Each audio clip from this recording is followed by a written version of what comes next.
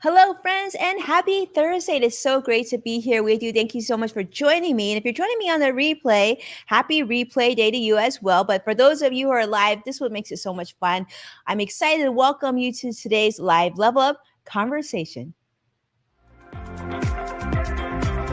Welcome to Level Up with Winnie Sun. Market updates.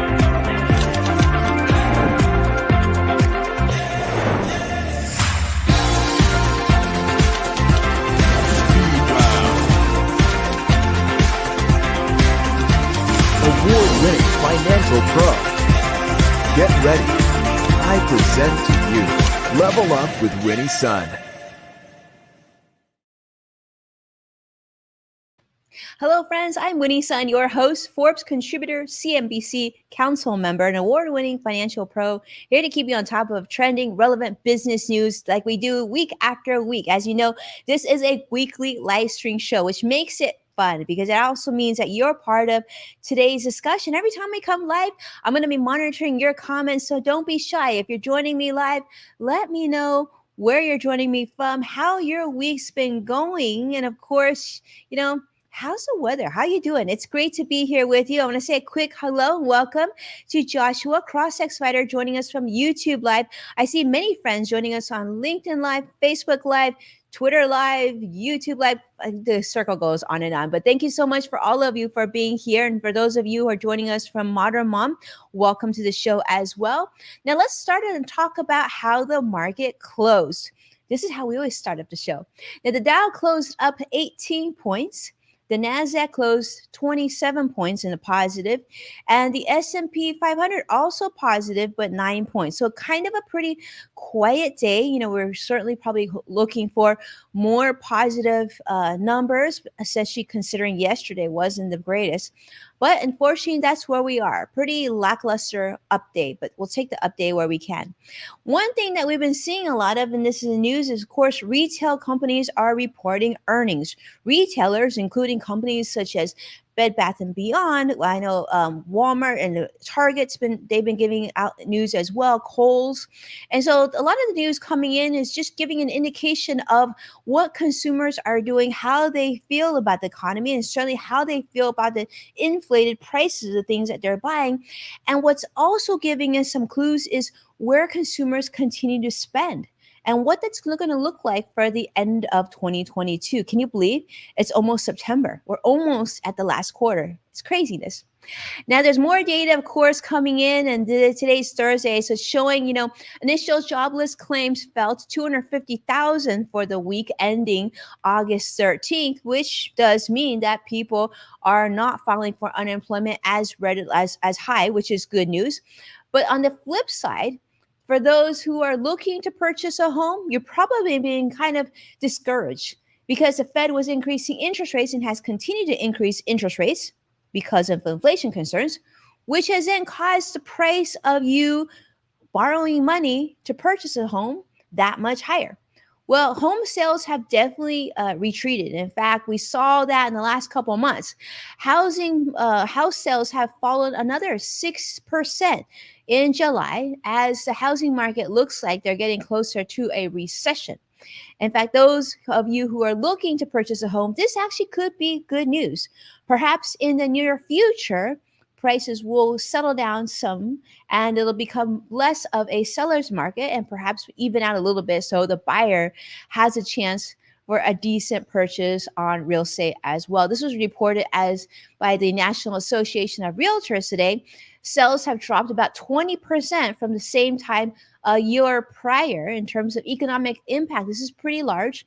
But hopefully it'll help individuals who are not quite in the housing market yet, looking to purchase their first home. Maybe they'll get a chance. Now, on other news, I want to share with you. Now, this was shared on LinkedIn News, and in fact, an editor at LinkedIn News shared that the U.S. government is now preparing to halt free vaccines and treatments and tests and all those things that we've come to expect because of the pandemic. Now, COVID mitigation, as you know, has changed significant. CDC has made a lot of announcements recently, even though we are still very much knee deep in this pandemic.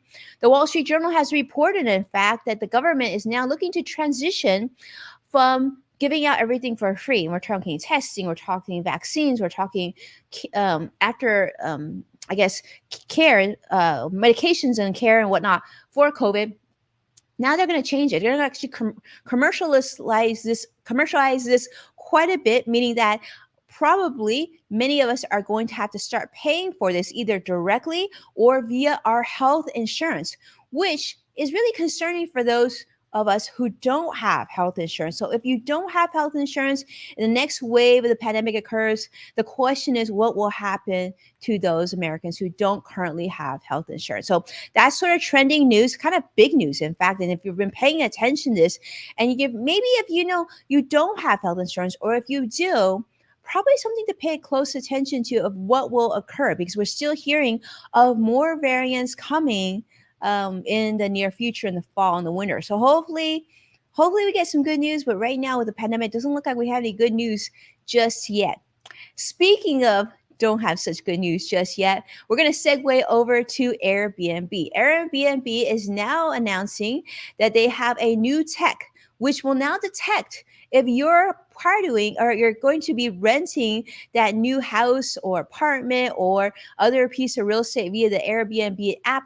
If they sense that you might be using this for a party, they're actually going to be able to filter through their new Airbnb technology to determine which of you is a high risk renter.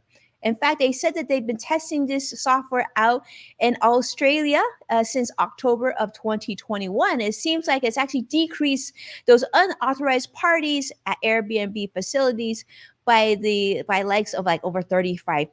So it's a pretty dramatic amount. So I guess a lot of people are renting Airbnbs for party purposes. I know a lot of Americans have rented Airbnbs in the last couple of years due to the pandemic for their travel needs as an alternative to the typical hotel or other vacation stay. So interesting to see how you feel about that, but it's really going to be interesting to see what the future of travel will look like. In fact, I don't know, for those of you who are watching live, let me know, have you been traveling?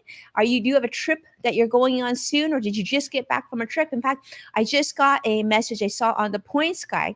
There was an article that's just shared out that says, definitely travel is not like it used to be. In fact, there have been flight delays and all sorts of TSA issues. And in fact, travelers who are coming and going from Hawaii this week are really feeling the impact. And so that's been sort of putting a damper on their vacations. All right. On another article that we're seeing that I thought would share with you, and this is especially for those of you who are creating content and those of you on social media and perhaps using social media for personal reasons, for business reasons. Well, Google has taken a stance that they plan to really make sure that you stop sharing subpar content. They want really good quality content. So Google says they now have new tools, new technologies that's able to filter out unoriginal, low quality content, quote unquote.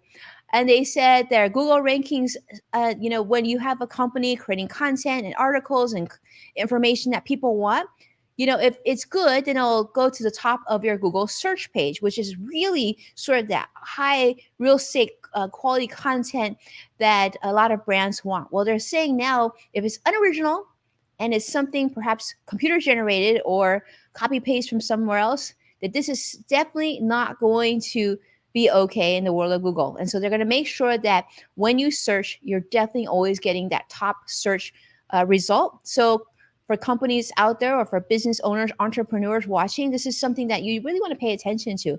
You're looking to spend more money and more time on creating original quality content. That's going to be the key to keeping your business in place and successful.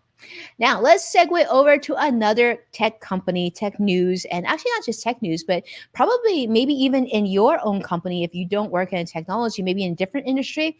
This is a big thing. We've been talking about this all week, the whole thing of RTO.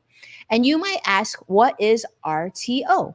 RTO stands for return to office. Now, if you haven't heard about this lately, I think you're going to hear a lot more about this in the coming weeks because September, right after Labor Day, seems like the big RTO day for a lot of companies.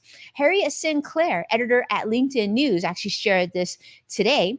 In fact, many companies, including Apple, Peloton, Comcast, and maybe even your company, are now going to have employees return back to the office, saying that in order to work at full capacity, at full engagement, at that high level, really productive employee force, they're saying that companies are saying that we know that you enjoy working from home, we know you enjoy remote work, but look at, we know in a tight labor market that we need to stay competitive, and therefore we want you back in the office.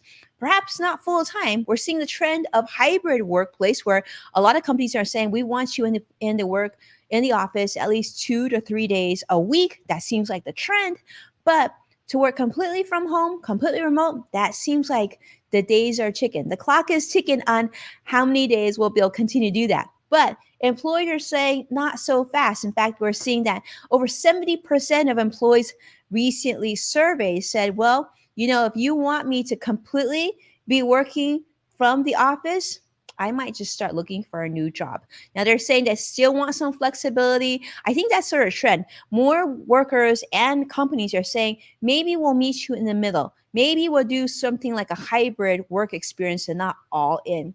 So hello, Sadiq. I want to say hello and welcome to you as well. Sadiq is joining us on YouTube Live. It's great to have all of you here with us. Let me ask you this. Have any of you had to go back into the office to return to work yet? I know many industries have had already to do this. And if you haven't, are you expected to come back in September as well? And if you are supposed to come back in September, how do you feel about that? Do you feel like that's okay? Like a couple days a week will be okay? Or are you expected to come back 5 days a week? What does your scenario look like? Well, this I found as an article, and I definitely want to share with you because it kind of segues from the whole return to work, kind of in the same vein, if you will. Some employees were recently surveyed and interviewed, and this was also shared on LinkedIn News by Kate Chapman, another editor there, saying that, well, one way you can get me back to the office is not just provide free food, but provide good free food. In fact, this was an article shared in the Wall Street Journal talking about, well, if you provide good food, you actually can get employees back in the office. And employees surveyed and interviewed for this article actually talked about, no, we're not talking about pizza. We're not talking about bagels. That will still make me continue to stay home. But if you treat me to good things like tacos and Vietnamese sandwiches or, better Italian food and whatnot, these sort of higher end free lunches, employees said, with that information, I actually might come back to work.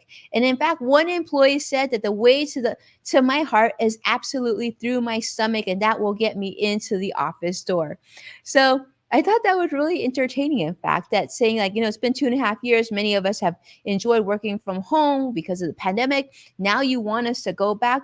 Well, you're going to have to work for it. And I guess a lot of technology companies, especially in Silicon Valley, a lot of the employees enjoyed like really great amenities and employee benefits prior to the pandemic. And they're saying, you're going to have to at least temporarily bring it back for me to come back to the office. So I'm curious to see, for those of you who are joining me, how do you feel about that? Is your employer going to be bringing back great food to get you back in the office? And will that be enough to bring you back into the office?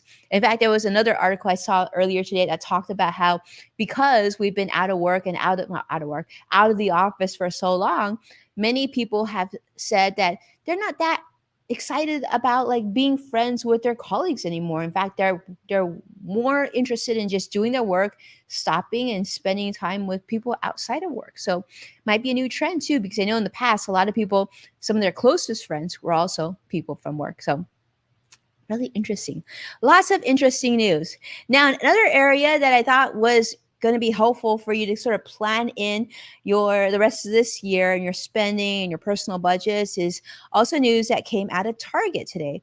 Target just announced they saw that their profit fell by nearly 90% in this second quarter from a year earlier. In fact, this was really big. In fact, because their profits have dropped so much, they've had to sell out a lot of their excess inventory. I'm sure this is also why it's impacted their profit margin.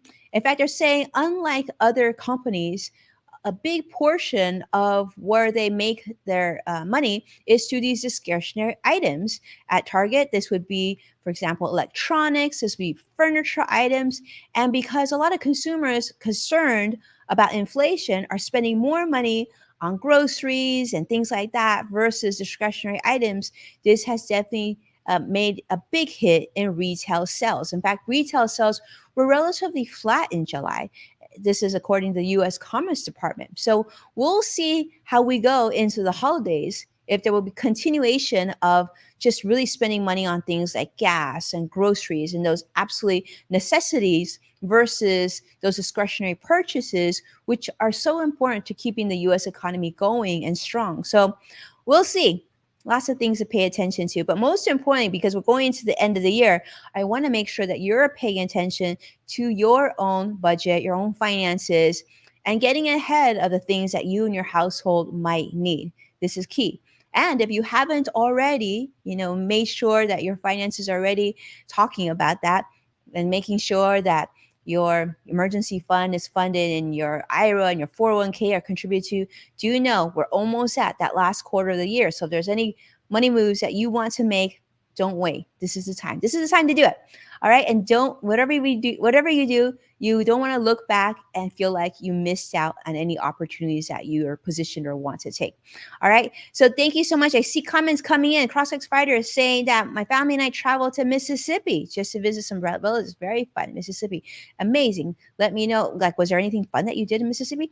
And Sadiq says at the PwC, they're working 1 day a week in office. 1 day a week, not that much, but I think we're seeing the Apple is saying 2 to 3 days in office. So we'll see. And then if you remember, Apple was actually one of the few companies that really took a stance that said, we want to be there when you're ready, and we want to make sure you're comfortable to come back to the office. But Apple's made a very clear stance. They're looking to 2 to 3 days right now. So yeah, and Sadiq's also saying he's not going to go back to the office for bagels. Sadiq, I'm with you there. I'm not a big bagel fan. I know some people really love bagels, but I probably wouldn't go back to the office for bagels either. Tacos, maybe, right? Tacos, maybe. I don't know. We'll see. But thank you so much, my friends. I hope that you had a very productive and busy week. We'll come back to you tomorrow if we have anything big and trending. Otherwise, we'll join you again next week. But thank you so much. I want to just say a huge thank you to Vicky and Sadiq and Joshua and everybody for being so supportive of our show, watching, of course, and being here with us, taking a moment to share this show with someone that you care about. Share it on social media and give me a tag at Winnie Sun, and that way I can properly thank you, of course. And by the way, I want to share some fun news. We just got the data as of May of 2022. So just a couple months ago, hashtag Winnie Sun now has just passed the 28 billion mark in terms of impressions. So thank you so much for that. We appreciate the support. Big numbers. We appreciate that our content is being shared. It means a lot to us. And as a reminder, you can find full episodes of Level Up with Winnie Sun on NASDAQ, Amazon Fire, Roku, and so many other platforms. And check out our podcast, The Yes Factor, on the LinkedIn Podcast Network. And with that, I can't wait to see you again next week. Take care now.